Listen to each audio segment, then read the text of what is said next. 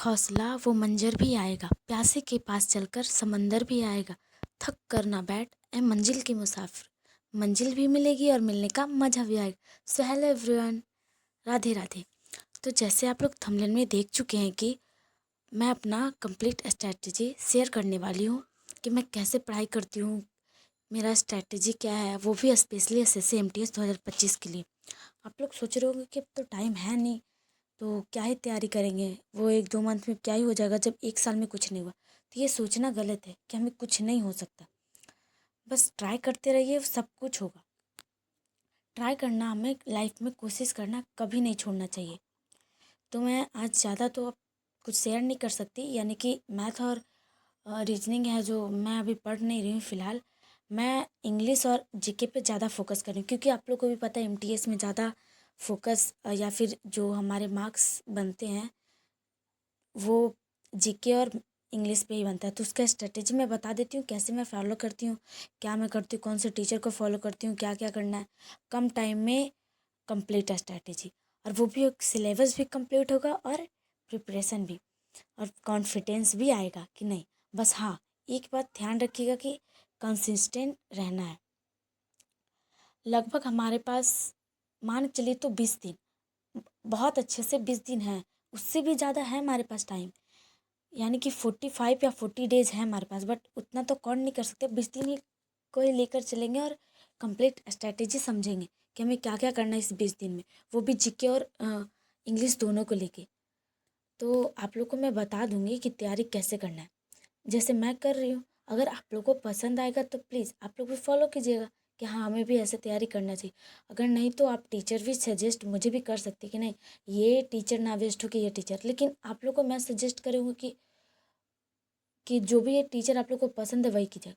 और वैसे भी हम लोग का एग्ज़ाम नवंबर में हो ही जाएगा, नवंबर लास्ट शायद एमटीएस का एग्ज़ाम हो। तो अगर हमें टाइम मिल रहा है तो इसका बेनिफिट हमें उठाना चाहिए, और वो भी हमें टाइम मिल गया तो ये हमारे लिए बहुत ही अच्छी बात है कि हमें टाइम मिल रहा है।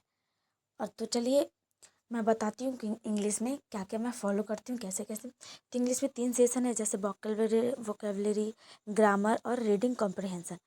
तो ग्रामर में तो पहले, अभी तो अब अगर आप स्टार्ट कर सकते हैं तो अभी से तो आप सोचेंगे ग्रामर का कंप्लीट सेशन हम ले, तो वो आप लोग से होगा नहीं। आप लोग से क्या, हम मेरे से भी नहीं होगा। 20 दिन या 30 दिन में हम क्या ही कर लेंगे, कंप्लीट ग्रामर का सेशन पढ़ेंगे, वो भी कंप्लीट लेक्चर लेंगे ग्रामर का, एक एक लेक्चर, या फिर कोई टीचर के पास भी जाएंगे तो बहुत टाइम लग जाएगा। और इतना टाइम है नहीं हमारे पास कि इतना टाइम हम दे इंग्लिश को ही। अगर इंग्लिश को देंगे तो और सब सब्जेक्ट कौन पढ़ेगा, इंपॉर्टेंट है जीके जीएस भी, उसको भी तो हमें कवर करना है। तो पहले तो इंग्लिश को ज़्यादा टाइम हम दे नहीं सकते। तो क्या करेंगे, ये जो कंप्लीट है ना, कंप्लीट वन शॉट वीडियो देती है, तो आप लोग कहीं से भी इंग्लिश का कंप्लीट वीडियो पढ़ लीजिए, यानी कि ग्रामर का, तो हो जाएगा। तो मैं तो इधर उधर कहीं नहीं भटक रही हूँ। जैसे आप लोग को भी बोलूँ, कोई एक टीचर पे फोकस कीजिए, इधर उधर भटकने से कोई फ़ायदा नहीं है। कोई ये टीचर अच्छे हैं, वो टीचर अच्छे हैं, एक टीचर का देख लिया था फिर वो टीचर का देख रहे, नहीं, सारे टीचर अच्छे। बट हाँ, आप लोग को चूज़ करना है कि कौन से टीचर से आपको समझ में आता है, आप लोग का कौन से टीचर जो भी प्रॉब्लम आता है उसको क्लियरफाई कर देते हैं और समझ में अच्छे से आता है, वही टीचर को आप लोग फॉलो कीजिए। जैसे मैं रानी मैम को फॉलो कर रही हूँ, और रानी मैम का ये भी है कि उनका ग्रामर ज़्यादा पढ़ने, 10 घंटा, मतलब 10-10 घंटा के 2-3 वीडियोज़ है ग्रामर का, उसमें आप लोग का कंप्लीट हो जाएगा। 2 से 3 दिन 4 दिन में ग्रामर वाला कर लीजिए। 10 घंटा तो कम से कम मिनिमम आपको पढ़ना ही पड़ेगा, टाइम है नहीं तो इतना तो टाइम आपको देना ही पड़ेगा, 10 घंटा।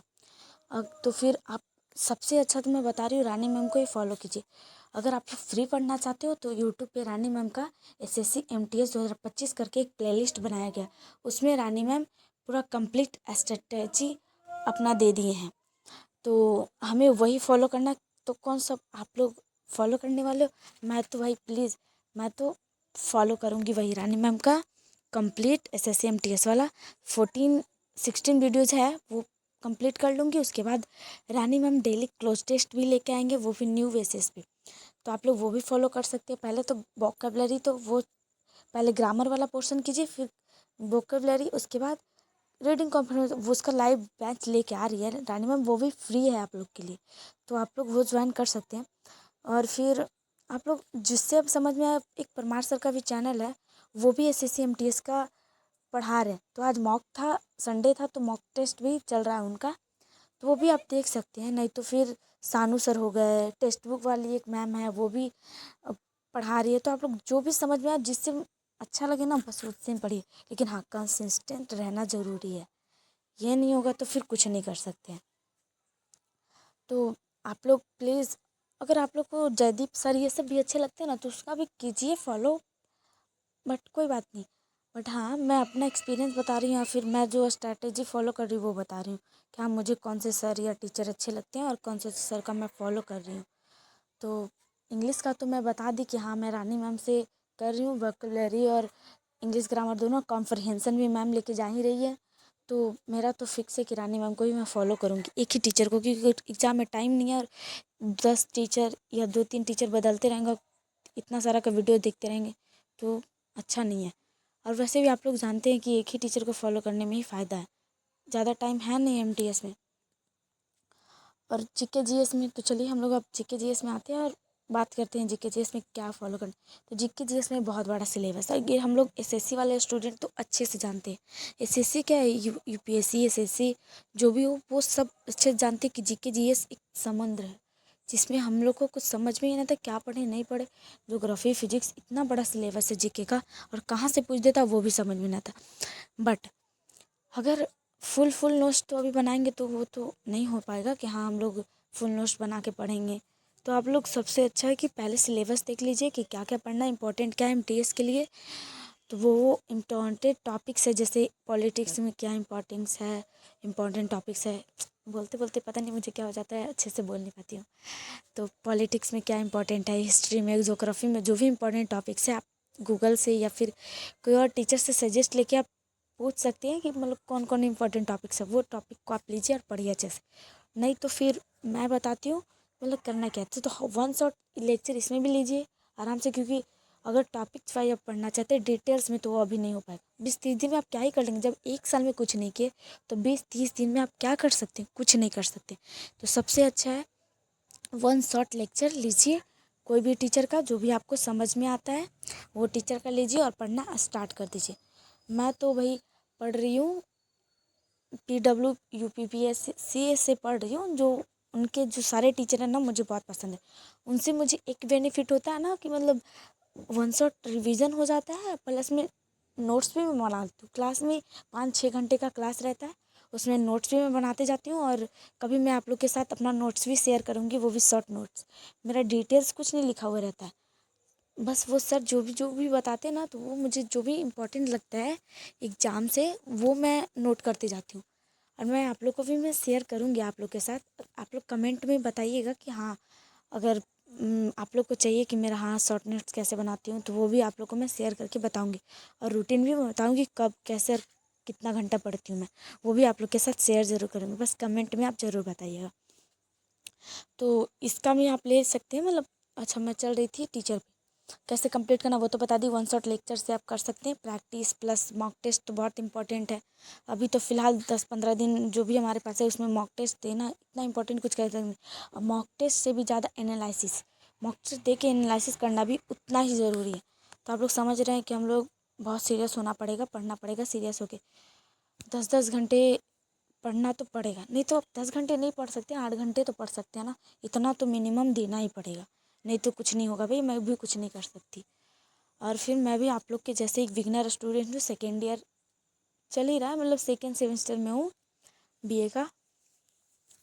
तो आप लोग भी समझ सकते हैं कि कितना एसएससी एग्ज़ाम निकालना बहुत टफ हो जाता है। बट नहीं, जो प्रिपरेशन अच्छे से कर लेगा कुछ नहीं, सब हो जाएगा। मैं भी सोचती हूँ कि सब हो जाएगा। तो आप लोग टीचर को फॉलो कर सकते हैं, जैसे एक आशुतोष सर भी हैं, अड्डा 247 पे वाले, वो भी अच्छे पढ़ाते हैं। उनका भी देखती हूँ मैं सारा टॉपिक्स को लेके। वो एक ही लेक्चर में सारा टॉपिक्स पढ़ाते हैं, 1 घंटा का वीडियोज रहता है उनका, सारा टॉपिक्स में पढ़ा देते, सारा जीके का सिलेबस का टॉपिक ले लेके पढ़ाते। मतलब वो भी मुझे अच्छे बहुत इंटरेस्टिंग लगते हैं वो भी सर, उनसे भी मैं कभी कभी पढ़ लेती हूँ। बट अभी टाइम नहीं मिल रहा है, क्योंकि रानी मैम का क्लास मुझे जल्दी जल्दी ख़त्म करना है, इंग्लिश वाला। और जो भी प्लेलिस्ट बनाई उनका। और सेकंड ये है कि वो जो यूपीएससी वाले PW से मैं पढ़ रही हूँ वन शॉट लेक्चर लेके, उनका जीके का मुझे कंप्लीट करना, वो अगर हो जाएगा उसके बाद में आशुतोष सर का जो भी आएगा तो वो मैं पढ़ती जाऊँगी। बस अभी मैं आशुतोष सर को फॉलो नहीं कर रही हूँ। अगर आप लोग कर रहे हैं तो कोई बात नहीं, अच्छा है। 20 या 30 दिन में तो ये सारे कर ही लेंगे, अगर कंसिस्टेंस रहें तो। और डिसिप्लिन बहुत ज़रूरी है। और अगर आप लोग को वीडियो पसंद आता है तो प्लीज़ फॉलो भी ज़रूर कीजिएगा, मुझे सब्सक्राइब कर दीजिएगा। और एक बात और फिर जीके में आप लोग कौन सा बुक आप लोग को बेनिफिट लगता है या फिर पढ़ते हैं आप लोग? मैं तो ज़्यादा कुछ तो नहीं पढ़ती जीके में, बस हाँ, लूसेंट को मैं फॉलो करते आ रही हूँ स्टार्टिंग से ही। मुझे लूसेंट बहुत पसंद है और फिर लूसेंट से मेरा मतलब कोई भी टीचर का लेक्चर देख लेती हूँ, फिर लूसेंट में पढ़ लेती हूँ, फिर हर एक टॉपिक क्लियरफाई हो जाता है, मतलब बहुत अच्छे से समझ जाती हूँ।